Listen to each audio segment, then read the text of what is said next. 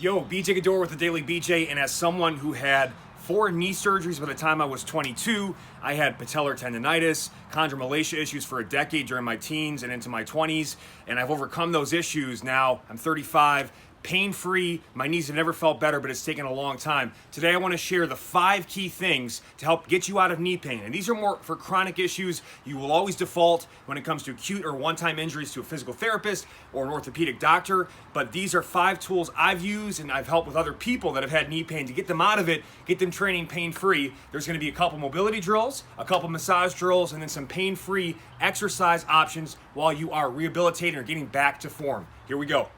First thing, we got to go into massaging those quads, particularly your middle quad or rectus femoris muscle, which is both a knee extensor and a hip flexor. So when this gets tight, it actually compresses the patella and creates anterior knee pain. So you can use a roller for more of a global emphasis, or if you want to get hot spots, you take a ball. I like the vibrating roller from Hyperice because it actually helps me get deeper, and I don't have to be on the roller as long. But the key focus here is, and you can do the whole quad from hip flexor to above the knee, but that middle quad is where it's going to be. Hey, listen, this is a lesson. Watch out, boy. You get right in those tender spots, you flex and extend the leg, you can kind of smash on it side to side. If you do up-down rolling, just make sure you're not going so fast. You actually want to try to shear that muscle off the bone, really strip it, and wherever it's tender and tight, 2 to 5 minutes, just massaging and breaking up that tenderness.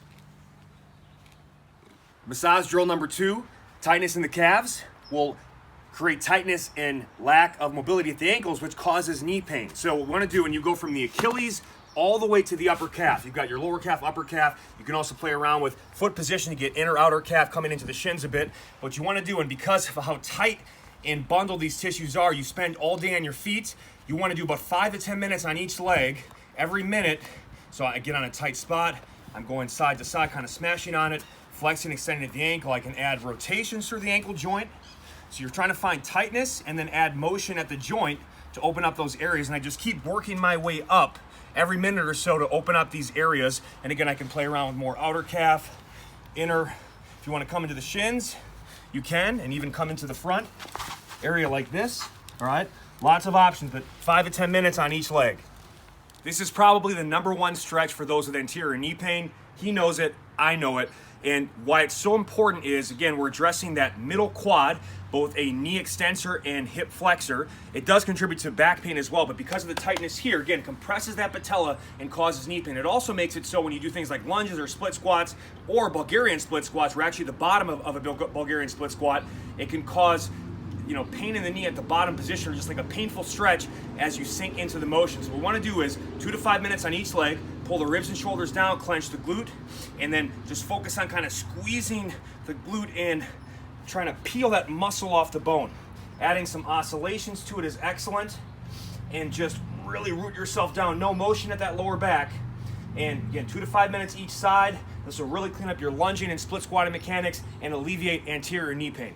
When my knees were at their worst, I could barely move at my ankles. You think about a lot of basketball players, they go high top shoes, elevated heel, lots of ankle sprains, so they end up wrapping their ankles and lose all motion at the ankle. So when you run, jump, squat, lunge, those types of higher impact activities, no motion at the ankle forces joint forces to come up to the knee, and lots of pain, lots of more shock and impact forces. So we want to be able to create more flexion at the ankle, more dorsiflexion. There's 2 ways to address it. One was with a straight-legged emphasis, getting more upper calf mobility there, going side to side, adding some rotation, all right?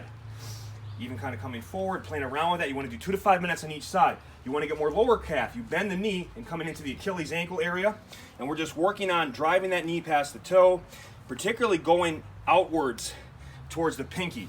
And again, just trying to spend time moving in and out, opening up those ankles, restoring motion, taking pressure off the knees. You got to address the massage and mobility components, restore range of motion, but you also have to initially, we don't want to not train. We got to find ways to train around the injury, still work the lower body. So the key movements you want to focus on are going to be more hip dominant, more glute ham dominant, more vertical shin position. So things like box squats. So forward knee position movements are going to be tough, especially if you have knee pain. So you got to be really strong and comfortable to do those style of movements. A box squat allows you to sit back more, really engage the hips more, and again, that vertical shin positioning takes a lot of stress off the knees. A step up is a more hip dominant version of a lunge. It allows you to keep your hips back more, get a more hinge pattern, more glute ham assistance, and again, more vertical shin positioning for your lower body.